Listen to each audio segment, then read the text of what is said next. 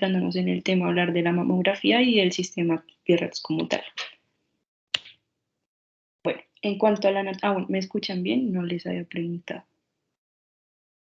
Sí, Mafe. Dale, gracias. Entonces, en cuanto a la anatomía, pues recordar que las glándulas mamarias son glándulas sudoríparas modificadas que están formadas por una serie de conductos y de lóbulos secretorios asociados. Digamos que estos lóbulos se unen para formar de 15 a 20 conductos galactóforos y van a desembocar de forma independiente a nivel del pezón. Pues el pezón va a estar rodeado por esta área de piel pigmentada, que es la areola, y pues además tenemos los ligamentos suspensorios de la mama, que pues van a estar en continuidad con la dermis y van a dar soporte a la estructura. En cuanto a la irrigación, tenemos a las ramas de las arterias y las venas torácicas internas que van a perforar a nivel de la pared torácica anterior a cada lado del esternón para así irrigar pues, tanto la zona anterior de la caja torácica. Digamos que las ramas, especialmente del segundo al cuarto esfuerzo intercostal, también van a irrigar la zona anteromedial de cada mama.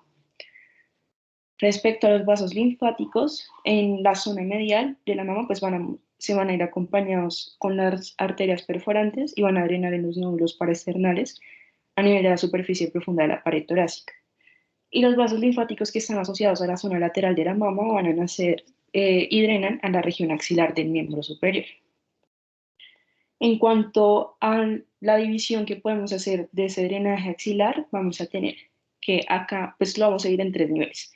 El nivel 1 se ubica a nivel medial al dorsal ancho, o sea, al músculo, y lateral al pectoral menor. Son el 60% de los ganglios axilares y se van a subdividir en 3 grupos. Tenemos a nivel lateral, que van a drenar al miembro superior. A nivel subescapular, estos van a drenar a la región escapular y a la pared posterior del tórax. Y a nivel pectoral, van a drenar a la mama y van a drenar también hacia el nivel 2, que ya vamos a ver cuál es.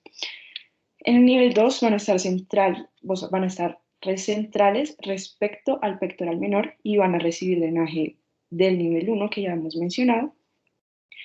Y el nivel 3 va a estar infraclavicular y superomedial respecto al pectoral menor.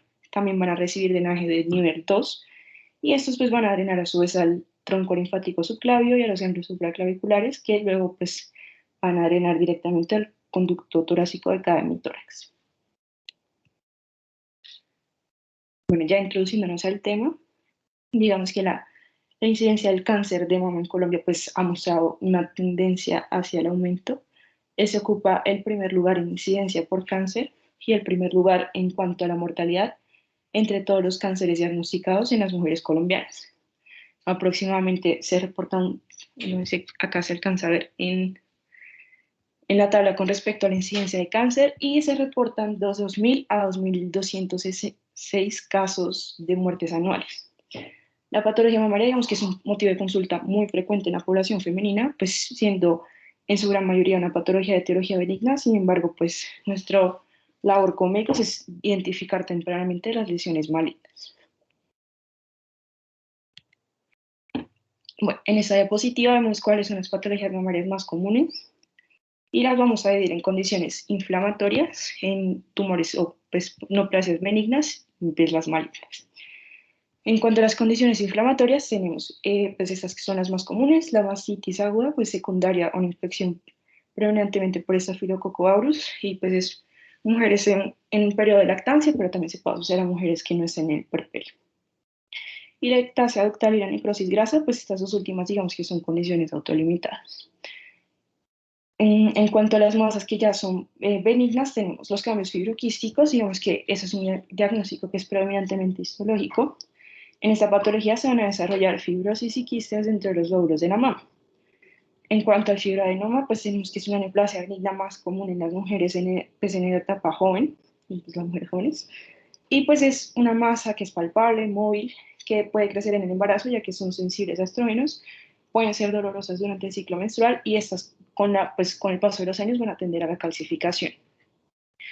El tumor filodes y el papiloma intraductal tienen cierto riesgo de que tengan una conversión a malignidad.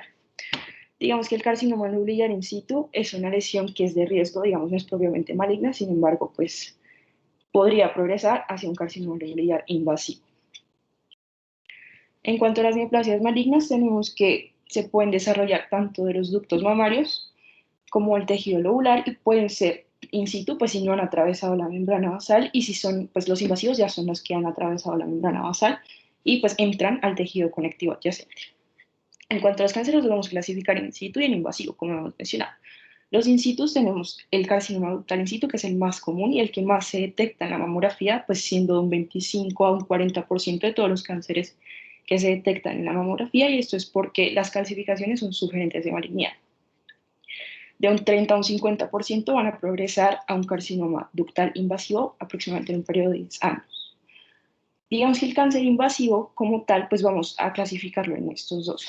Tenemos el carcinoma ductal invasivo, que es el más frecuente, y pues tiene todos estos subtipos histológicos que vemos acá: está el tubular, medular, mucinoso, papilar, cribiforme, metaplásico y micropapilar.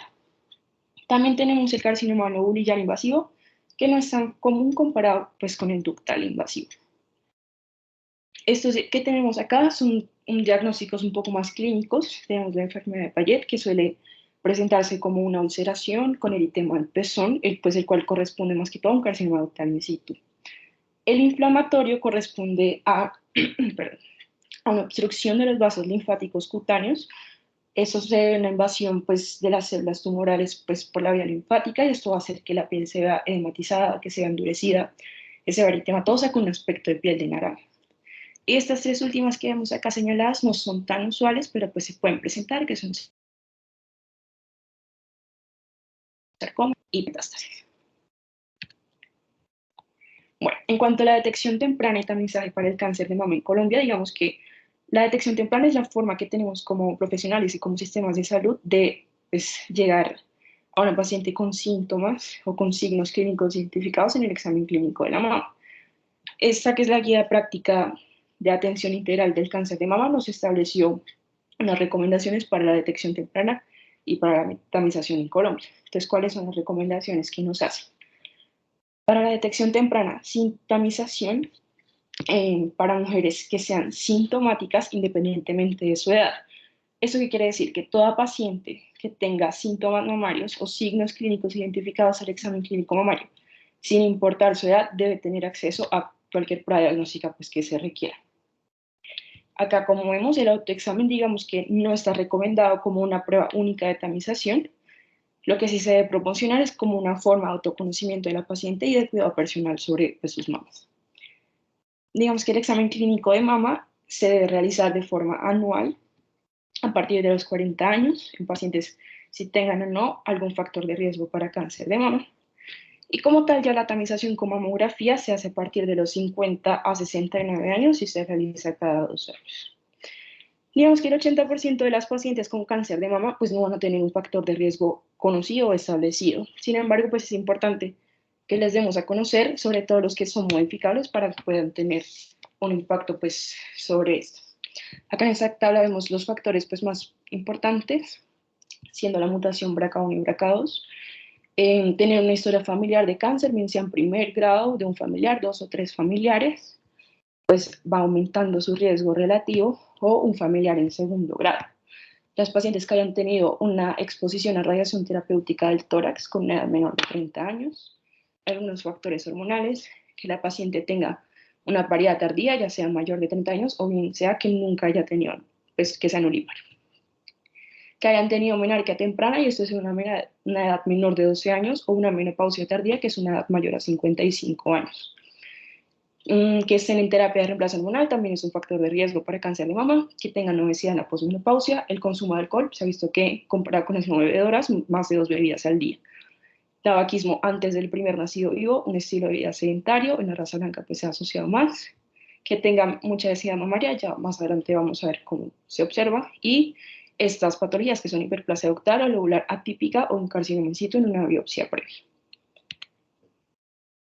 Bueno, ya hablando como tal de las pruebas de diagnóstico y de tamización, como he mencionado, digamos que el autoexamen de mama no nos va a disminuir la mortalidad en el cáncer de mama, sino que es la forma como las mujeres conocen sus mamas y que ante cualquier anormalidad detectada pues puedan consultar de forma oportuna. Digamos que la recomendación que debemos hacerle a las pacientes es que si son premenopáusicas, se realicen el autoexamen 8 días después del periodo menstrual, y las que son posmenopáusicas que escojan un día al mes y que lo hagan ese mismo día cada mes. En cuanto al examen clínico de mama, pues que es el realizado por el médico, se debe hacer una vez al año como parte del examen clínico general de toda mujer, sea sintomática o asintomática, mayor de 40 años, consulte o no por síntomas mamarios. ¿Listo? La paciente que consulte por síntomas mamarios, sin importar su edad, también se debe hacer un examen clínico mamario. Digamos que eso tiene unos principios básicos, su sensibilidad es del 54% y una especificidad del 24% si lo sabemos realizar de forma adecuada. Entonces, como pues clínicos tenemos que siempre comparar los hallazgos entre las dos mamas, pues de la misma mujer, claramente. Recordar cómo es la contextura o la textura de la mama, pues no es lisa, es más que todo nodular. Siempre tener en cuenta los límites mamarios para realizar el examen clínico, que es a nivel superior, pues tenemos la clavícula, a nivel medial el esternón, a nivel lateral, pues tenemos la línea axilar media, y a nivel inferior tenemos el pliegue mamario. Y siempre nos vamos a regir por el concepto de la simetría. Bueno, el examen clínico mamario se divide de dos partes. Tenemos la inspección y la palpación. A nivel de la inspección, primero vamos a pedir a la paciente que se lleve la mano detrás de la cabeza, vamos a inspeccionar las mamas, pues ver cosas superficiales, como que no haya retracción de la piel, retracción del pezón, etcétera, pues algunos otros hallazgos que vamos a ir viendo. Y pues posteriormente se va a llevar la paciente las manos a la cadera. Luego vamos a pedirle que pues, se ponga en posición de cúbito supino y ahí sí vamos a hacer la palpación. Entonces, lo primero que hacemos es la exploración de la mama, vamos a buscar ganglios y vamos a palpar a nivel de las colas axilares. Pues al palpar a la paciente lo vamos a hacer cuando esté acostada para así tener como una mejor distribución de la superficie pues, del tejido glandular. La palpación la vamos a hacer con el dedo 2, 3 y 4 y pues como se ve en la imagen como en forma de teclado, siempre revisando los 4 cuadrantes en el sentido de las manecillas del reloj. Entonces vamos de superior interno, externo, el inferior externo y el inferior interno. Vamos a hacer 3 momentos de la palpación. Está una presión superficial, luego una presión media, que pues ya vamos a tocar el tejido de la glándula mamaria, y luego una presión profunda, en donde ya vamos a hacer contacto con el pectoral, pues para buscar lesiones que estén fijas. Y ya pues en esta clínica vamos a describir los hallazgos en el sentido de las manecillas del reloj. Bueno, siguiendo con todas las pruebas diagnósticas y de tamización, pues ahorita no voy a tocar nada de mamografía porque es el tema de toda la charla, entonces voy a hablar un poco sobre la resonancia y la ecografía. Bueno, en cuanto a la ecografía, digamos que su principal utilidad radica en establecer la diferencia entre lesiones que sean sólidas y quísticas de las palpables y las no palpables, dado que pues en la mamografía no es muy pues, claro, no se puede realizar, digamos. Debido a la baja densidad, a la baja sensibilidad que tiene la mamografía por la alta densidad del tejido mamario en las mujeres jóvenes, pues se prefiere la ecografía como una forma de diagnóstico y seguimiento de los tumores pues, benignos de la mama. Y el informe ecográfico también lo vamos a hacer de igual forma que pues, con todo el sistema abierto. Bueno, ¿qué indicaciones tenemos para hacer una ecografía? Una masa palpable en una paciente de cualquier edad, nódulos que sean visibles en una mamografía, pues para definir si son sólidos o quísticos, como ya había mencionado, que haya simetría focal o áreas de distorsión en la arquitectura que sean evidentes en la mamografía, ya más adelante vamos a explicar muy bien esto, que haya nodularidad asimétrica identificada en el examen clínico de mama en una paciente de cualquier edad, también para hacer seguimiento de un quiste complicado cada 6 meses, por 18 meses si hay estabilidad de la lesión, en pacientes que tengan telorrea espontánea, que sea persistente, reproducible también a cualquier edad, y una paciente que tenga cambios sospechosos, pues también a cualquier edad, y una mama densa o BIRAD 0. Y la resonancia magnética es una modalidad de imagen que está indicada para el tamizaje de mujeres que ya tengan un alto riesgo conocido con mutaciones de los genes BRCA1 o BRCA2. También es útil para la evaluación de pacientes con implantes mamarios, en pacientes que también tengan masas palpables, que tengan una mamografía como, pues, reportada como BIRAD 0 y adicionalmente que tengan mamas, pues por las mamas densas y una ecografía normal, pues también se sugiere la realización de resonancia. Y en pacientes que tengan cáncer de mama y pues que se valorar la extensión de la enfermedad. Listo. Ya entrándonos en el tema, pues el BIRAD de mamografía, pues vamos a hablar de generalidades de la mamografía. Digamos, la mamografía como tal es la radiografía que se realiza en la glándula mamaria y pues como observamos va a requerir de un equipo diferente. En la parte superior pues acá tenemos el tubo de rayos X y en la parte inferior se encuentra el receptor pues para poder formar la imagen. Si lo van a apreciar bien, digamos que la mama se debe comprimir para poder distribuir muy bien todo el tejido y así tener una imagen que sea sencilla de interpretar. Es un examen que pues no es cómodo para las pacientes ya que se debe ejercer una presión de aproximadamente 11-18 kilos pues en cada mama y digamos que pues es algo un poco doloroso o incómodo. Bueno, existen muchas proyecciones en las que se realiza la mamografía, siendo estas dos las más frecuentes. Entonces tenemos la craneocaudal. La craneocaudal, el rayo como vemos acaba desde arriba y la mama pues está ubicada de forma horizontal. Y la media lateral oblicua, el rayo va desde acá arriba y la mama está pues, ubicada de forma oblicua. El estudio de rutina pues se envían digamos un paquete de 4 imágenes, cada uno pues con una proyección cráneo-caudal por cada mama y una proyección medio lateral oblicua pues por cada mama. Entonces, tenemos pues aquí en esta foto podemos identificar pues estructuras digamos básicas, acá están los pezones, acá están los músculos pectorales en esta proyección medio lateral oblicua que se ven pues, radiopacos y todo este entramado y esta red corresponde al tejido fibroglandular mamario. Bueno, también es importante diferenciar cuál es la indicación de la mamografía, si es diagnóstica y de tamización. Digamos que la mamografía diagnóstica se indica en pacientes que sean mayores de 35 años con hallazgos positivos al examen clínico mamario. Esta pues, va a tener una sensibilidad del 82 al 94%, una especificidad del 55 al 84%. Sus indicaciones van a ser pues, en pacientes mayores de 35 años, ya vamos a ver por qué pues, se prefiere mamografía pues, con edades más avanzadas.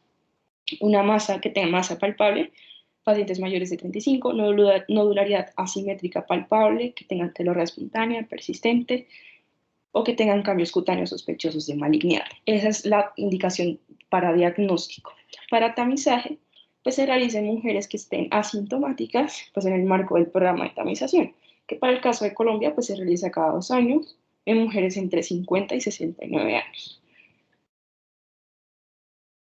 Listo. Para hablar pues del BRAPS, corresponde a las siglas de Breast Imaging Reporting and Data System, que pues fue desarrollado por el Colegio Americano de Radiología. Actualmente se encuentra en la 5ª edición que fue publicada en el 2013. El BRAPS es un sistema que es estandarizado, que es homogéneo, nos sirve para la evaluación de los hallazgos y reportar los resultados de los estudios mamarios. Va a estar regido o pues corresponde a los hallazgos tanto en mamografía como en ecografía y resonancia. ¿Esto para qué nos sirve? Esto nos va a facilitar el seguimiento y la comunicación de los resultados entre todas las especialidades en todas partes del mundo. Digamos que para que todos hablemos en un mismo lenguaje y sea universal.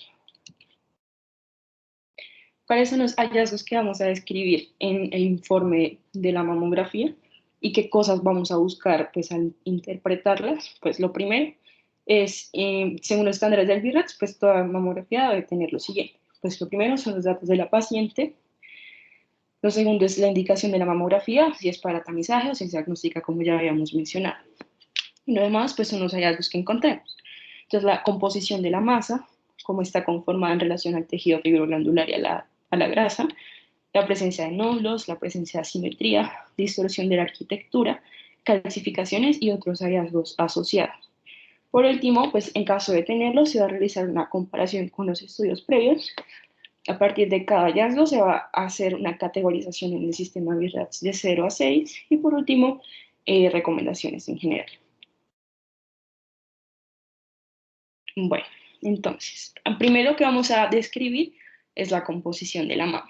La mama radiológicamente está conformada por por dos densidades, digamos, por así decirlo, grandes rasgos. Tenemos el tejido fibroglandular, que es este que está acá, que vemos más radiopaco o más blanco.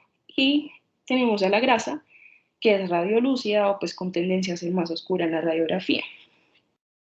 Cuando una mama tiene mucho tejido fibroglandular, como vemos acá en la izquierda, se le denomina mama grasa. Y cuando, como vemos en la derecha, es de mayor predominio graso, pues se denomina mama grasa. Es normal o es esperable que con el paso del tiempo pues, vaya disminuyendo la cantidad de tejido fibroglandular y pues se convierta en una mama grasa. Por eso es más predominantemente y más frecuente que mujeres jóvenes en estado de embarazo, en lactancia o que tengan terapia de reemplazo hormonal se encuentren mamas con mayor tejido fibroglandular. Digamos que esa es otra de las razones de por qué está indicada la tamización después de los 50 años, ya que pues entre más joven sea, más probable es que tengamos una mama radiológicamente densa. Bueno, en cuanto a la descripción de los hallazgos, la composición de la mama se divide en cuatro, es como lo clasifica el Birch. Tenemos una mama A, B, C y D que corresponden a una mama casi completamente grasa. La B es una mama que tiene áreas dispersas de densidad fibroglandular. La C es una mama que es heterogéneamente densa. Digamos que esto es importante porque al tener más áreas de tejido fibroglandular podría ocultarnos lesiones, pues porque no es tan fácil de apreciar. Y la última, que es la extremadamente densa, esta se asocia más que todo pues, a un sedán mamario, estas dos últimas, porque de forma intrínseca nos va a disminuir la sensibilidad diagnóstica de la mamografía. Es por esto que estas dos, la C y la D, se deben complementar con estudios adicionales para llegar a una categorización adecuada. En la anterior edición del BIRATS se manejaban diferentes porcentajes de grasa y de tejido fibroglandular de cada mama, pero pues eso ya en la quinta edición cambió, ya se quitaron los porcentajes. Pero pues ya ustedes dirán, ¿para qué me sirve saber si una mama es más grasa o más con tejido fibroglandular?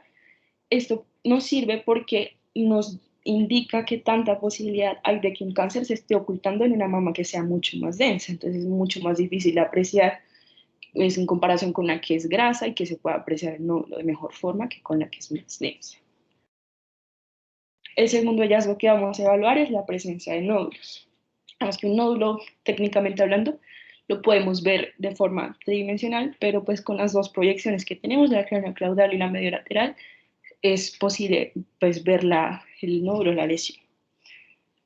En los nódulos, para saber si son benignos o son malignos, debemos describir principalmente estas tres características: su forma, su margen y su densidad. En cuanto a la forma, tenemos que son nódulos de forma redonda, de forma oval, que pues como lo vemos, digamos, oval técnicamente significa que tenga menos de 3 lobulaciones, pero pues aquí se aprecia muy bien su forma.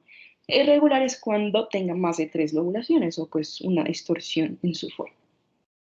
En cuanto a los márgenes, vamos a describir todos estos. Entonces tenemos márgenes que son circunscritos o que están bien definidos, márgenes que están microlobulados, como se ve aquí como en forma de onditas. Tenemos estos que son ocultos o oscurecidos, que es cuando más del 25% del margen no está bien definido. Tenemos este que se denomina indistinto, quiere decir que los márgenes pues, no van a estar definidos con claridad, y borde especulado, pues que como su nombre lo dice, tiene esta forma. Y en cuanto a la densidad, para hablar de la densidad, tomamos como referencia el tejido fibroglandular. Entonces vamos a ver si el nódulo tiene una densidad que sea grasa o radiolúcida. Vamos a ver si es de menor o de baja densidad, pues con respecto al tejido fibroglandular.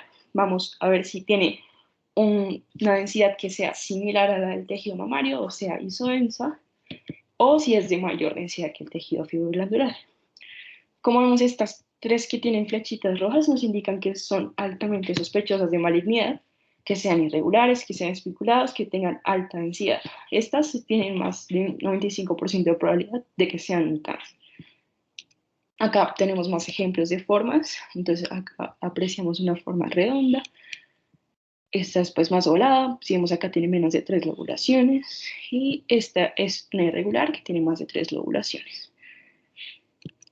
En cuanto a los márgenes, como ya hemos dicho, los circunscritos que están bien definidos, los microlobulados, que no sé si lo alcancen a ver bien, pero tienen un patrón como de ondita, estos que son oscurecidos, que más del 25% de los márgenes no están visibles, estos que son indefinidos, que no tienen una delimitación nítida, y la especulada, pues que tiene estos bordes y se irradian hacia la periferia. En cuanto a la densidad, ya hemos hablado del contenido graso, pues estos se van a ver más radiolúcidos. Este corresponde a un quiste oleoso, este que vemos acá corresponde a una necrosis grasa y este de acá corresponde a un lipoma y digamos que al ver esto decimos que son típicamente benignos. Acá vemos un quiste perdón, una densidad de baja densidad, esta se ve más isodensa y esta se ve de alta densidad por respecto con el tejido fibroglandular. El tercer hallazgo que vamos a describir es la asimetría del tejido mamario. Entonces, cuando hablamos de asimetría, digamos que lo importante es entender que el tejido, si no es simétrico en una mama, debemos compararla siempre con su contralateral. Y al no tener, pues no identificar bien respecto a la simetría de ambas, lo vamos a clasificar en 4 tipos. La asimetría así sola, sin otro apellido, es una asimetría que se ve solamente en una única proyección, que es en este caso. Vemos aquí cómo se ve más asimétrico respecto en esta proyección craneocaudal, pues se ven diferentes, pero no lo observamos en el medio lateral oblicuo. Entonces, asimetría sola solo se ve en una proyección, puede ser craneocaudal o en la medio lateral. La asimetría focal, ya ahora sí la vamos a ver en 2 proyecciones, pero la diferencia es que esa asimetría ocupe menos de un cuadrante de la mama. Aquí también vemos que esta se ve pues, más asimétrico respecto a esta y la podemos ver tanto en el cráneo caudal como en la media lateral oblicua. Se ven ambas, pero ocupan menos de un cuadrante. La simetría global corresponde igual, también se ven las 2 proyecciones, pero ocupa más de 2 cuadrantes. Como podemos ver acá, en el cráneo caudal y en el medio lateral, y ocupando más de dos cuadrantes. Y la última tipo de asimetría es la asimetría en desarrollo, y esto se refiere a una asimetría que de un estudio a otro aumentó en comparación con estudios anteriores y se hizo mucho más definida. Entonces, suponiendo, esta pues fue el examen de la mamografía de una paciente de hace 2 años y comparado con la actual, pues se hizo mucho más definida la lesión. Las asimetrías en desarrollo nos van a preocupar porque tienen un 15% de posibilidad de tratarse de un SEA mamario.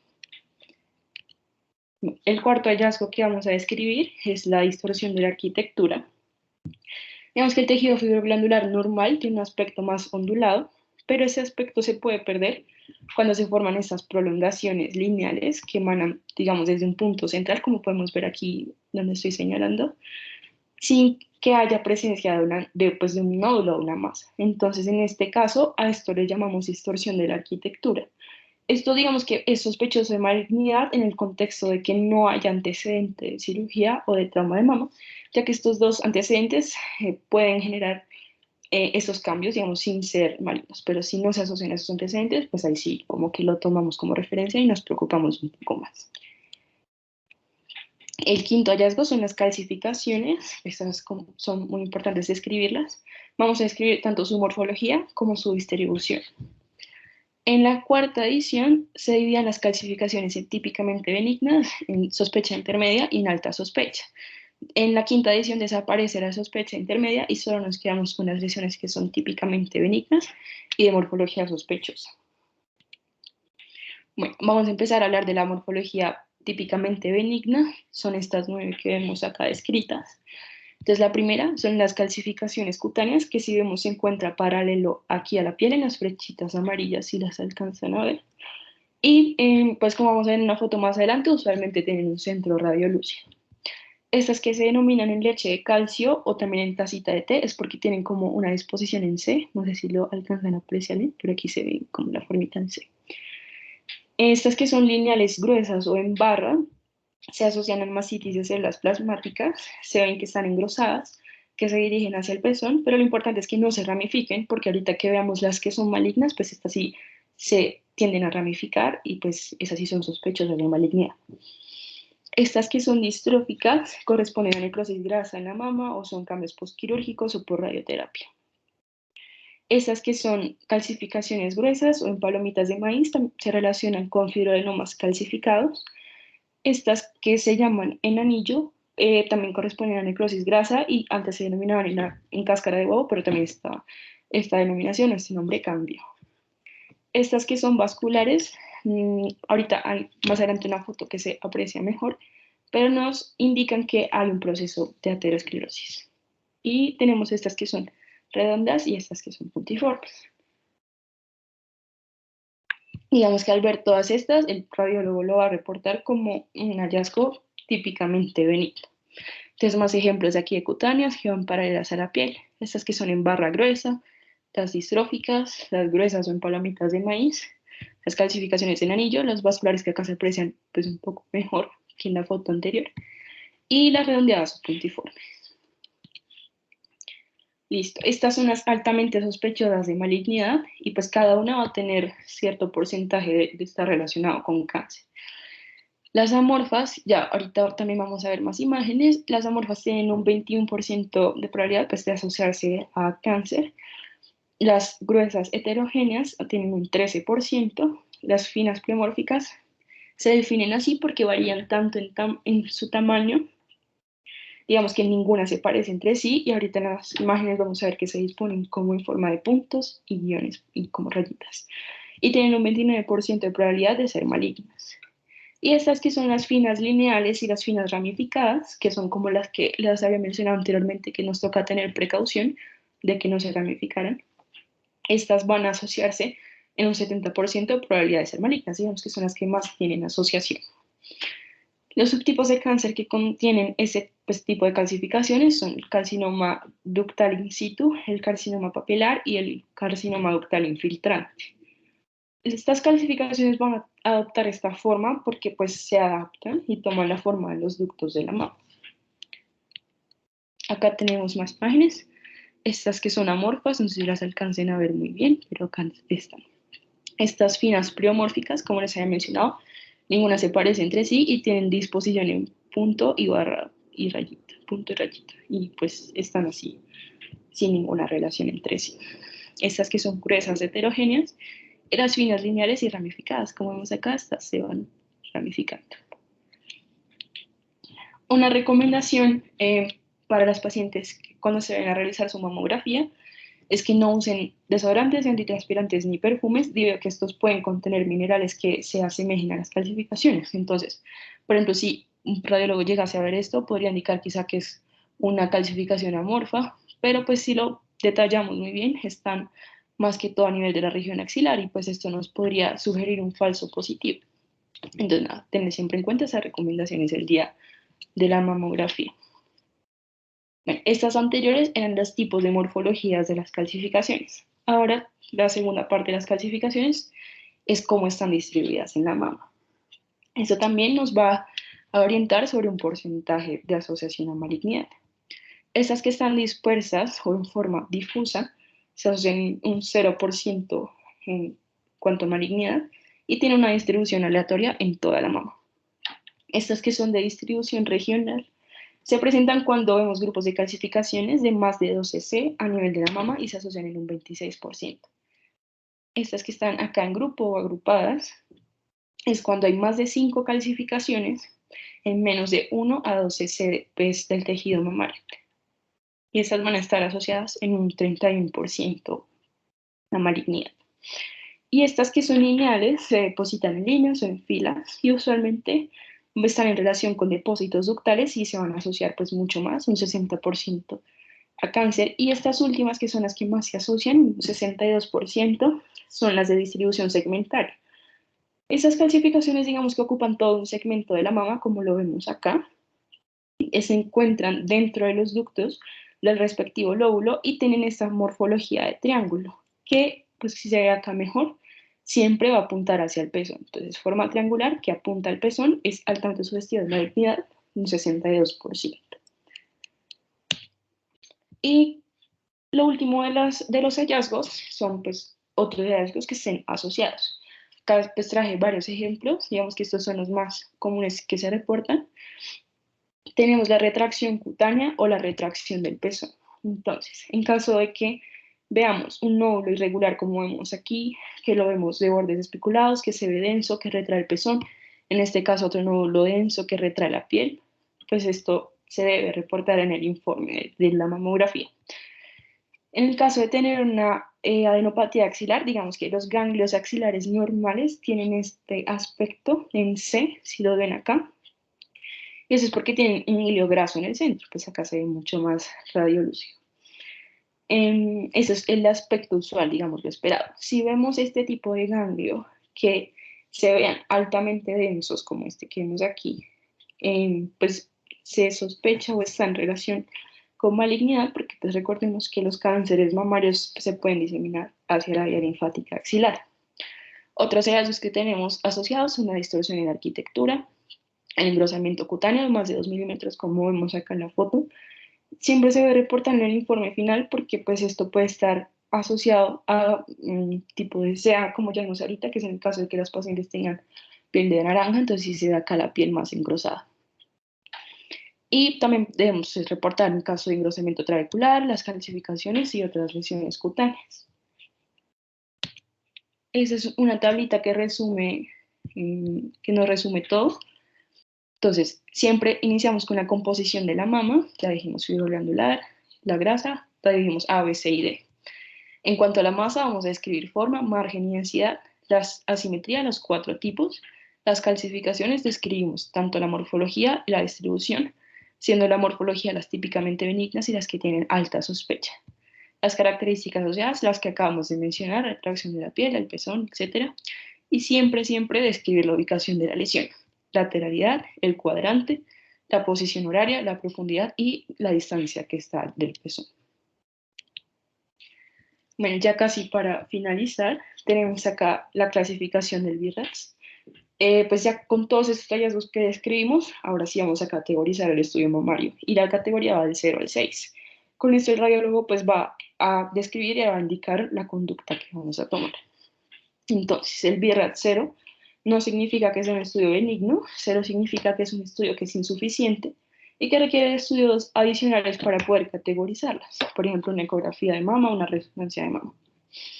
A nivel de BIRATS 1, es un estudio que es negativo, que no tiene hallazgos sugestivos de malignidad, por eso se considera que es una mamografía normal y la paciente puede continuar con su tamizaje normal cada 2 años. Y el riesgo de malignidad es 0. Tenemos el BIRATS 2, que también son hallazgos que son benignos, como ya hemos descrito, puede ser, por ejemplo, calcificaciones centrales, pacientes con fibroadenemas calcificados, y la paciente también va a continuar su tamizaje normal y el riesgo de malignidad va a ser de 0. En cuanto al BIRATS 3, son hallazgos que son probablemente benignos. El riesgo de probabilidad de que sea cáncer va de más de 0%, pero menor o igual al 2%. Y esto requiere un seguimiento más seguido, cada 6 meses, y si no hay un cambio en el patrón, pues vamos a recategorizar a la paciente, bien sea que si no progresa, baja y hacer un BIRATS 2, o si se encuentra que la lesión progresó con el tiempo, pues se recategorizará a un BIRATS 4 para realizar biopsia. El BIRATS 4 son hallazgos sospechosos de malignidad. En este caso vamos a subclasificarlo en A, B y C. Digamos que como grupo en general, su riesgo de probabilidad de cáncer va de menos del 2%, perdón, de más del 2%, pero de menos del 95%. Digamos que lo que busca es clasificarlos en estos, independientemente, siempre vamos a realizar biopsia. Entonces, el 4A es una baja sospecha, va del 2 al menos del 10%, y siempre vamos a hacer biopsia. El 4B, que es el moderado, digamos, tiene un riesgo de asociación de cáncer de 11 a menos del 50%, y de la alta, que es la tipo C, es una alta sospecha de malignidad y va más del 50 a menos del 95%.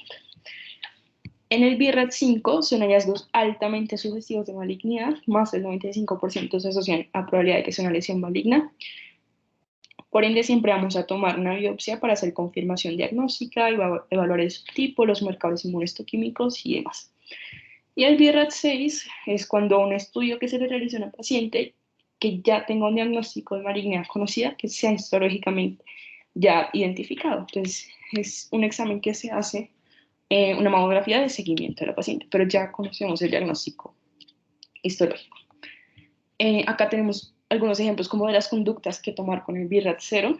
Digamos que la paciente, si es un estudio diagnóstico, no debería irse con un BIRAT 0. Digamos que el BIRAT 0 lo dejamos para mamografías que son de tamizaje, porque pues el ideal es que en las mamografías diagnósticas siempre se vaya con una categorización del 1 al 5. En cuanto a las mamografías que son de tamizaje, vamos a hacer más proyecciones en cuanto a la mamografía, no solo nos quedamos en las proyecciones que ya habíamos mencionado, la craneocaudal y la mediolateral oblicua, sino que vamos a utilizar otros tipos de proyecciones, como son la de compresión focal, que vemos aquí, que se selecciona pues la zona en donde encontramos el hallazgo, la que está con magnificación, que es esta, para poder apreciar mucho mejor la estructura. La que es de giro o rotada, pues vamos a ubicar a la mama de cierta forma, pues que no se sobrepongan las lesiones, como vemos acá en la imagen. Tenemos otras proyecciones que son el lateromedial, la exagerada, pues que se va rotando la mama de forma diferente para poder apreciar mejor las estructuras. Si con esto no obtenemos una clasificación o no podemos reclasificarla, vamos a complementar con otros estudios como son un ecocardiograma mamario, una resonancia mamaria o tomosíntesis. En cuanto al BRADS1, pues en este caso vemos una mama que es predominantemente grasa, que no tiene lesiones y este es un estudio negativo para malignidad y la paciente va a continuar con su tamizaje normal. En cuanto al BRADS2, es una mamografía craneocaudal y vamos a ver acá en este lado que son calcificaciones redondas de distribución global y acá en la derecha vemos una clasificación gruesa en palomita de maíz y ambas son benignas, por lo que la paciente puede continuar con su tamizaje normal. Acá tenemos otros ejemplos de hallazgos que pueden ser BRADS2, como fibroadenomas calcificados, calcificaciones cutáneas, los cuerpos extraños, lesiones adiposas, ganglios linfáticos intramamarios, implantes mamarios, distorsión de la arquitectura y pues que tengan siempre el antecedente de cirugía previa. En cuanto a BRADS3, tenemos que son lesiones que son probablemente benignas y a estas le vamos a hacer seguimiento cada 6 meses. Primero con una mamografía que sea solo de la mama de interés, con los hallazgos que hemos identificado previamente. Posteriormente se realiza anual y se realiza al año, sí, de forma bilateral.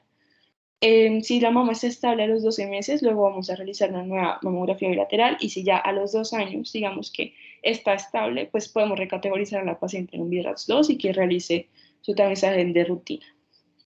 Acá tenemos unos ejemplos de BRADS3. Está el grupo solitario y el nódulo ovalado, que como vemos acá, pues se ve menos de 3 lobulaciones. En este caso, otro ejemplo de BRADS3 sería una simetría focal sin calcificación ni distorsión de la arquitectura, que ya hemos visto anteriormente. En cuanto al BRADS4, ya son hallazgos que son pues, sospechosos de malignidad que nos van a justificar la realización de biopsia. Entonces, acá en las fotos vemos una calcificación amorfa, que están agrupadas. Pues acordémonos que las amorfas se asocian en un 21% de probabilidad de ser maligno, por lo cual pues, de entrada es indicativo de biopsia. Y en esas calcificaciones lineares finas, acordemos que eran las que se asociaban a un 70% de malignidad, entonces por eso también pues van de una para biopsia. Y estas que son BRAD5, por favor, estas de BRAD5, entonces vamos a ver nódulos que son densos, que tienen bordes espiculados, que son altamente sugestivos de malignidad. Estas que son acá en la derecha son calcificaciones que son finas, pleomórficas, que no tienen relación como de una entre otra. Y las que vemos acá abajo, pues ya lo hemos mencionado, que son hallazgos espiculados, que son altamente densas. Estas de acá son calcificaciones que son heterogéneas, agrupadas, que se asocian a un nódulo. Digamos que estas de entrada son altamente sugestivas de malignidad, más del 95%. Entonces, nada, de entrada biopsia también. Y la tipo 6 es una lesión pues, que ya hemos mencionado, que de entrada pues, sabemos que es una patología que ya es conocida, que es aislada histológicamente y que conocemos qué subtipo es, entonces solo es de seguimiento. Y eso sería todo. Muchísimas gracias. Y esa es la bibliografía que utilizo para la exposición.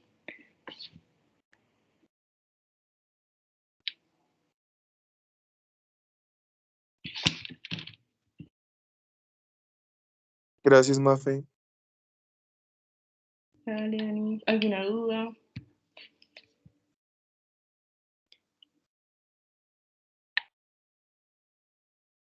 Creo que no. No, Mafe, muchas gracias por la presentación, estuvo muy buena, muy completa. Y pues nada, muchas gracias. Vale, que esté muy bien, muchas gracias.